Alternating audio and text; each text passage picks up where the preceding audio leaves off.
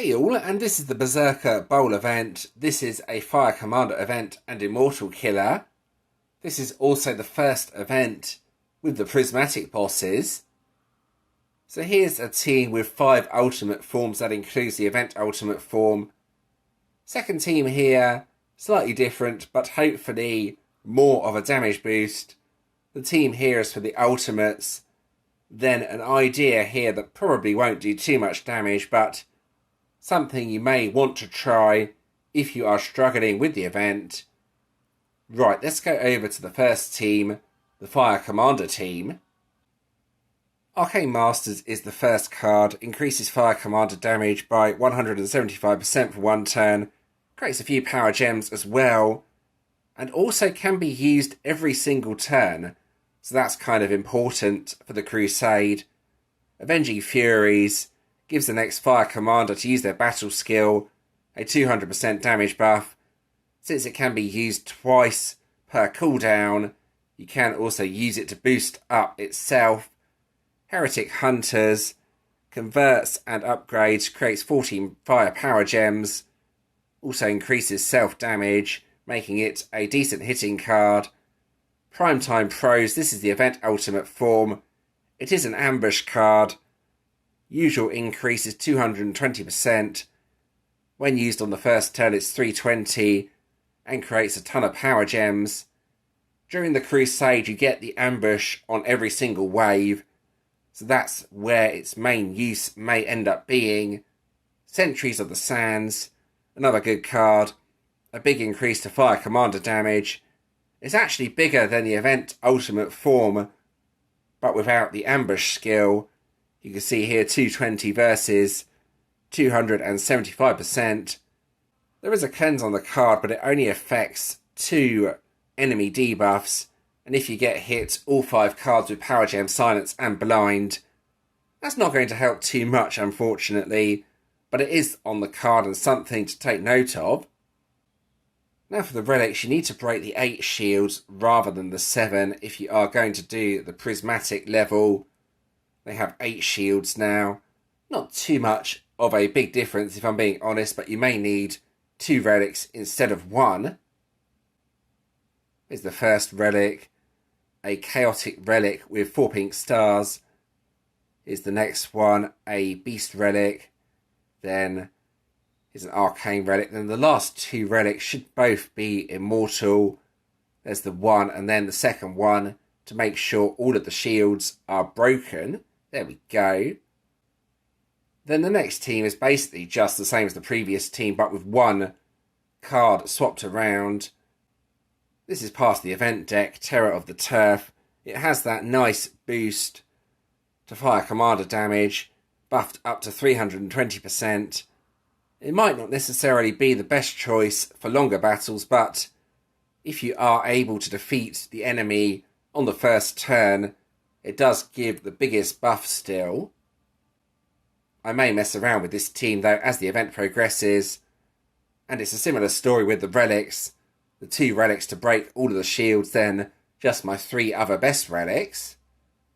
The team here is for the ultimates. I may again mix and match this around as the event progresses, or I may skip the ultimates completely.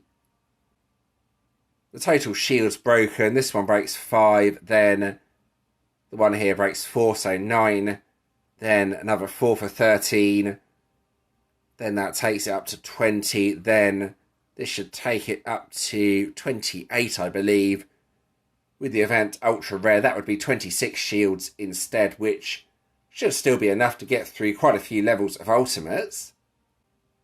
Then finally, the team over here, you would try and get Avenging Furies to do as much damage as possible. I also put Immolating Fae on this team. This is just an idea though, and not something I'm going to be trying. Immolating Fae could be quite useful. If I bring up this card quickly, you can see it does cleanse 1 debuff from each Fire Commander, but bear in mind, Power Gem, Silence and Blind won't both be removed if you use this card. It will only remove 1 of the debuffs. But anyway, that's the teams I have for this event. Let's get on with the actual event. Here we go. Alright, so here's the Crusade page. the Prismatic Crusade has been unlocked. It gives around 4 times as many trophies as the umbral does. You can see here the trophy counts. Load up umbral quickly. It's worth doing if you can beat it.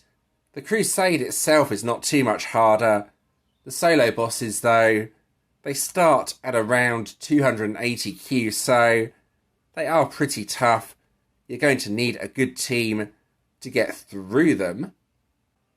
So an event ultimate form will make this relatively easy. Depends on what your team is like. Because it's an ambush deck, you can get the boosted buff every single turn with an event ultimate form. I will show you what I mean and the strategy I am using for the Crusade. So the cards I use are the first 2 cards and the last 2 cards. I use that on all the waves apart from the last one, and that gets through everything. Some of the cards have a 2-turn cooldown though, but I think it's still the fastest method for beating this. So for example here, go 1, 2, 3, 4 like that. On the next wave, wait 1 turn, then repeat the process. As I mentioned, you get the ambush skill every single wave on the event ultimate form, or the other 2 event cards, ultra rare, master hero. And the damage is pretty good actually. I'm hoping this will get me through the later Crusade levels as well. We have another mini boss, so what I do here is match anything, then just use the event cards again, plus the first card here that has a 1-turn cooldown, as you can see here. It is a little bit laggy as well, but it's always been like that since an update they did a while back. Not much I could do about that. And then for the end boss, use all of the cards when they are active. So not exactly super difficult. Without the event ultimate form, I still think this is more than possible. The solo bosses, though, might be a problem. 280 Q plus Power Gem Silence plus Blind. That's a nasty combination. Now, do need to be careful about the end boss. This is the boss that gives the additional solo bosses, so you can see here, if you can't defeat the solo bosses, you should definitely quit out at this point. Don't accidentally defeat it. And then from this point, just go like this, and that should take care of the end boss without too many problems. So this is a decent team. I know it has effectively 3 event cards in, but it's still pretty good. And I'm pretty sure you can make up something without the event deck that can get through this. Here's the damage. 1.8 Q on Heretic Hunters. That was nice damage. So I shouldn't have too many problems with the Crusade itself. The solo bosses, though, they are a different story completely. So as you saw, the solo boss did spawn. We have Mirachi Marauders.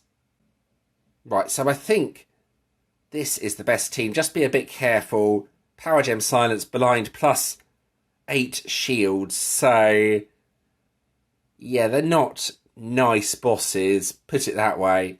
Make sure you can break all 8 of the shields. So if I get a really good grid, I will one-shot this. If I don't, though, I have to wait until Power Gem Silence is countered. So, for the ultimates, I think this is going to be very, very difficult with this team. Something like that, and then hopefully, no, there's nothing loose from the main match, unfortunately, so I'm just going to have to do that.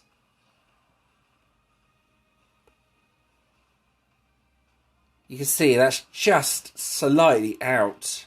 Oh no, the bonus attack killed it, so I'm lucky there.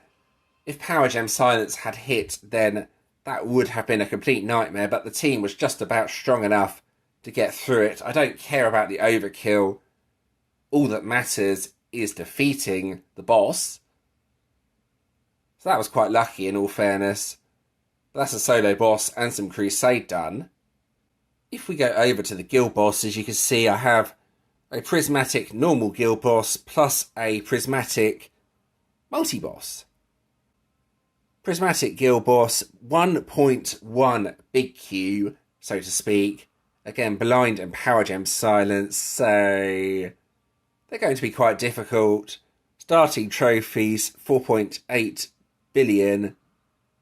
That's about the same as the Crusade, but obviously taking on a guild boss by yourself will be a lot harder.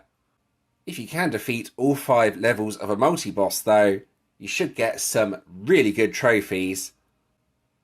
I'm not sure what level 5 gives, but I think it should be around 20 billion trophies.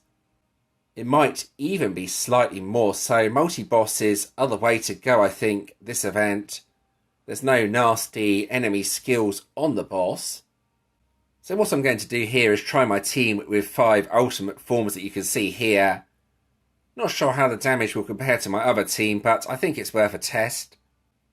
Because the deck is an ambush deck though, you want to try and get the battles out of the way as quickly as possible. We'll see how much damage this does though. It shouldn't be too bad. I've not tried this team out on any bosses yet. So it's worth a go, I think. It is also worth noting that Avenging Furies is doing good damage, so I could make a team based around that if I wanted to. Now that's actually a hideous board, unfortunately. About as bad as it can get. So the damage will not be spectacular here. You can see about 130 Q across all of the cards. I think activating this card here last, Arcane Masters, might be the best thing to try. Let's go 2, 3, 4, 5, 1, but activating the second card twice as well, so it boosts up itself a bit.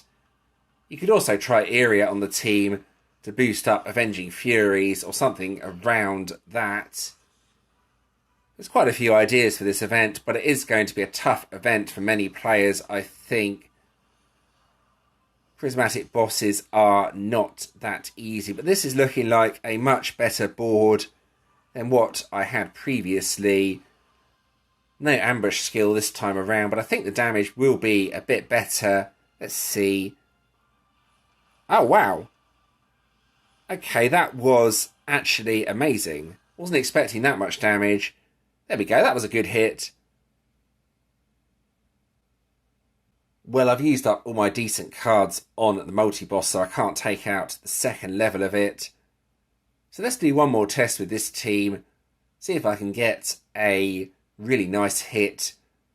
And see what happens when Power Gem Silence and Blind actually hit, if I can get another attack out. Right, so here we go. There is a counter on the event ultimate form, but as usual it doesn't seem to counter that much, so I think, as I mentioned in the first part of the video, Emoliating Fae may be incredibly useful here. Now I think this is the best activation order, but it sometimes full crushes as well, so it is kind of difficult. Let's try that though. There's one loose gem at the bottom, so I think the damage should be reasonable on this. Let's see. 1 trillion, 310.5 Q, about 400 Q across the cards. Then the fun part of waiting to see what actually counters. Now, if Blind doesn't counter, that's not too bad, but Power Gem Silence will completely mess you up. The game has frozen completely.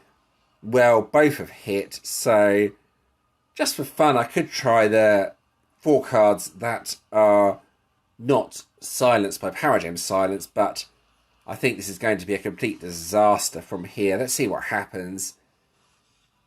If I've missed a cleanse skill or something. Okay, so the end card was cleansed, and that's about it. So, yeah, this isn't going to go very well. With this sort of team, you want to end the battle as quickly as possible, basically. Otherwise, you end up with something like this that does virtually no damage whatsoever. But that was a good test anyway. I can quit out at this point. So there we go. That gives you an idea of the damage I can do here. Bear in mind, if you do use Emoliating Fae and get hit by both Power Gem Silence and Blind, it will only remove one of the debuffs. So it's still going to be quite difficult, unfortunately. You could try mixing up Emoliating Fae with a counter card as well, but if the counter card doesn't work, you're going to be hit by both. It's not going to be easy. They want you to get multiple pink stars on the event ultimate form. But anyway, that's the team testing done. Alright, so there we go. That's pretty much the event in itself. Got to see the Crusade and the bosses. It's going to be a difficult event, but let's see how well I do. As long as I stay in Emperors, that's good enough for me. Right, the collection is for your GVG hammers. Quite a few junky rewards, but the silver summoning coins you can see here are always very useful. I'll go and claim all of that. There we go, nice. That's all claimed.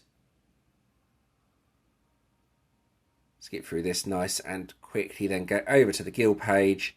There is an ascended ingot right at the bottom here, so that's probably worth working towards. Whoever gets it in the guild, and the usual guild supremacy stuff. There we go, let's get out of here. Let's have a look at what it is this time around. Right, over to the leagues. Oh! Well, that's new, isn't it? Prismatic gear, I think. Let's have a look at that. I've not seen that yet. I only think it's for the top players, though, unfortunately. Yeah, you can't get that in Emperors. I think it might be for the top global players as well. Yeah, you can see all the equipment there. It's a bit unfair just giving it to the top players, but that's what this game is like. Right, anyway, the Warden's here. An Earth Warden with Vessel. Yeah, that's not a very good defender skill. Anything else of interest on the card? Not really. So probably not a Warden that will be used too much, if I'm being honest. But that's what it is anyway. There we go, let's get out of here.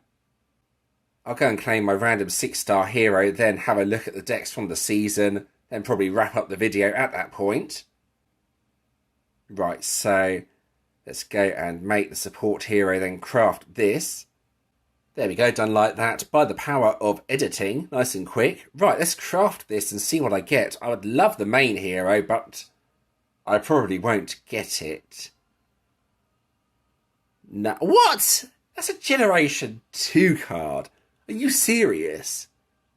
Well, it used to be good back in the day, but now it's completely useless.